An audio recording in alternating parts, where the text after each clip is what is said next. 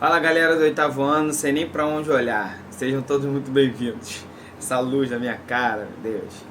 Então, sejam todos muito bem-vindos a mais uma aula de história. Deixa eu dar uma ajeitadinha aqui. Vamos ver. Isso. Melhorou, né? Então, muita saudade de vocês. Sejam todos muito bem-vindos a mais uma aula de história. E na aula de hoje nós vamos falar um pouco sobre a Revolução Francesa, só que a segunda parte da Revolução. Mas, mesmo assim, né,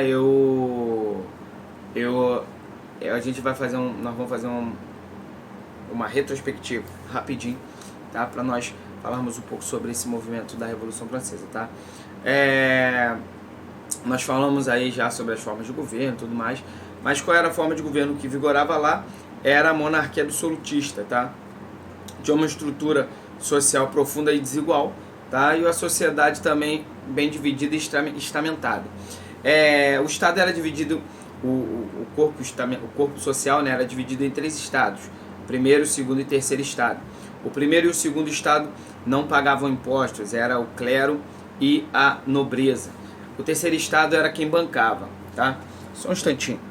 Era quem bancava todo o sistema do estado, tá? Agora melhorou, né?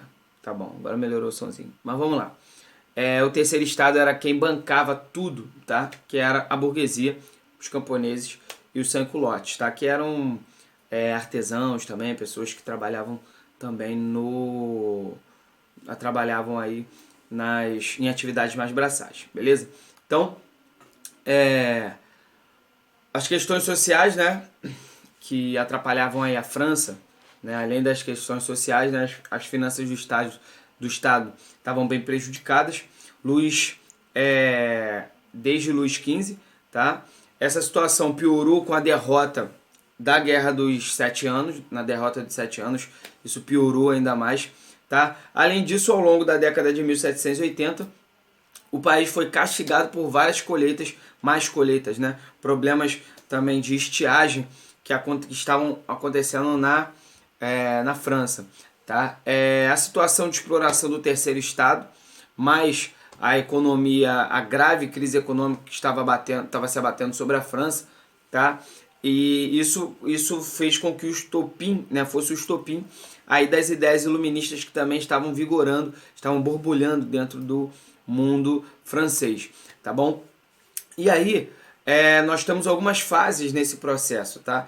A partir de abril de 1789, houve a Convenção dos Estados Gerais, onde o rei convocou todos os estados para poder decidir ali o que eles iriam fazer. A intenção era aumentar os impostos, tá?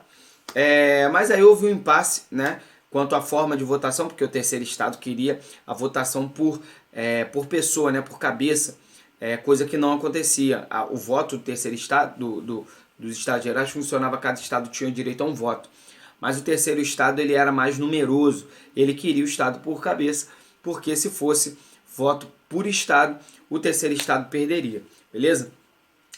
Não aceitando aí o voto, né, esse voto por estado, o terceiro estado ele resolveu se retirar da reunião e decidiu aí se reunir à parte, tá? Aonde, apoiado por deputados dissidentes da nobreza e do clero, eles também foram até essa reunião, onde eles declararam aí estar se reunindo em uma Assembleia Nacional, aonde eles tinham eles se reuniram nessa Assembleia Nacional, onde eles decidiram criar aí uma Constituição, tá? Mas eles começaram a se reunir e o rei, não satisfeito com isso, ele soube dessa reunião e resolveu cercar o prédio. A nobreza, juntamente com o clero e as pessoas, né, eles resolveram invadir. Eles tomaram as armas dos quartéis e resolveram invadir a Bastilha, que era um símbolo do absolutismo francês, porque era lá que ficavam os presos políticos. Mas lá também estavam as armas e lá também tinha munições, tá? E pólvora, enfim. E eles invadiram a Bastilha, e lá na Bastilha eles resolveram queimar e depredar, destruir a Bastilha como símbolo aí da destruição do absolutismo, tá? E aí, em 14 de julho de 1789, que foi a queda da Bastilha, tá? Um dia emblemático na história da França, tá? Na Revolução Francesa. E daí em diante, nós entramos no capítulo 9, tá? Da nossa apostila, que é o que aconteceu a partir da queda da Bastilha, tá? Que foi a Assembleia Nacional Constituinte, tá? Que declarou aí a abolição dos privilégios feudais, aprovou a Constituição Civil do Clero, confisco e nacionalização dos bens da Igreja Católica, também a publicação da Declaração dos Direitos do Homem e do Cidadão e aprovou uma Constituição para a França em 1791. Então, foi um marco aí essa Assembleia Constituinte, tá? Que trouxe aí a primeira vez a chamada Declaração dos Direitos do Homem e do Cidadão, que defendia o direito à liberdade, à propriedade e à igualdade perante a lei. Isso, para aquela sociedade, era algo realmente totalmente, era realmente uma revolução. Tá? E esse grupo de burgueses, né, a burguesia, ela assume o protagonismo a partir daí. Tá? E aí, na Constituição de 1791, tá? A forma de governo passou a ser uma monarquia constitucional, tá? Estabelecendo aí o voto censitário e também manteve aí a escravidão nas colônias, tá? Então esse é um ponto que é importante porque quando se fala de liberdade, a liberdade era somente para os franceses, né? O pessoal dali que participou do movimento, tá? Então, vamos lá. Na Assembleia Constitucional, né, de 91 a 92, tá? Houve a manutenção da monarquia como forma de governo, dando aí um movimento de ar de continuismo, né, dando um ar aí de continuismo, né? Eles não fizeram rompimento total com a monarquia. Também as lideranças populares, né, aumentavam seu prestígio e também alguns partidos começavam já a se organizar estruturalmente.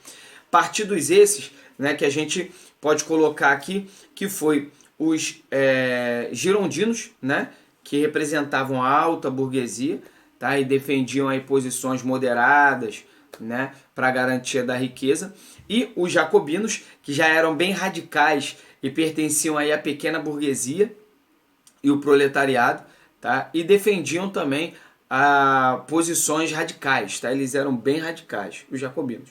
Depois nós temos a planície, que era a galera, ou o pântano, que era a galera que ficava ali, não era jacobino nem girondino, ficava ali no meio termo, tá? Eles não tinham uma posição política definida, tá? Houve a convenção, né? Com o fim da monarquia, né? O estabelecimento da república, o domínio aí inicial dos girondinos, tá? Que procuravam manter o avanço, né? Procuravam conter o avanço das massas populares, tá? Juntamente aí houve o julgamento, né, do Luís XVI, que foi levado à guilhotina. Aí eu explico o porquê que ele foi levado à guilhotina, né? Ele foi considerado inimigo, né, do Estado, né? Ele foi condenado por traição por estar juntamente com alguns outros países que eram monarquistas, tá? Que tinham seus reis no lugar. E esses monarcas, né? Alguns outros países eles se juntaram, algumas outras nações, alguns outros estados, eles se juntaram para lutar contra esse movimento que estava acontecendo dentro da França, para combater esse movimento, tá? E aí com a ameaça de invasão, tá? O rei ele foi condenado à morte, tá? Ele até tentou fugir, mas pegaram ele, conseguiram pegar ele. E aí houve uma ameaça de invasão e uma invasão estrangeira, e agravando-se a crise na França, tá? Também a crise econômica e tudo mais. Os jacobinos aproveitaram esse momento e assumiram o poder dentro da França, tá? E chegaram ao poder aí em 1793, tá? Os jacobinos, que eram bem radicais, assumiram o poder. Eles guilhotinaram Luís XVI e passaram aí a assumir o poder. Robespierre foi o líder desse movimento, tá? Desse momento aí chamado de regime do terror, tá? Que foi o período de ditadura dentro da França. Tá? Momento esse onde o Robespierre ele assume o comando do governo revolucionário, tá? E os jacobinos assumem o poder do país, tá? À beira do colapso, e a guerra com outros países também, revoltas populares e crise econômica, tudo misturado ao mesmo tempo, a confusão danada. E aí, o que aconteceu? Para manter-se aí no poder, Robespierre ele passou a exterminar todos aqueles que eram contrários à oposição às suas ideias. Tá? E ele começou a perseguir todos os que eram contrários a eles. Tá? Os opositores do governo revolucionário foram levados à guilhotina. Tá? E Robespierre, pressionado pela população, pôs em prática a redistribuição parcial das propriedades, tá? Da propriedade, né? E a lei de amparo social. Ele começou a dar alguns benefícios ao povo, né? Para poder angariar um pouco mais de apoio.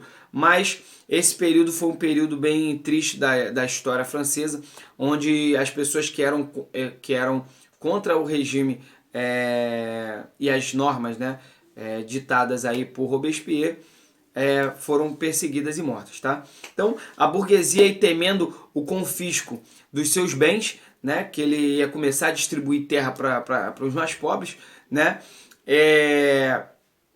querendo aí a liberdade nos negócios, iniciou uma campanha para tirar Robespierre do poder, tá?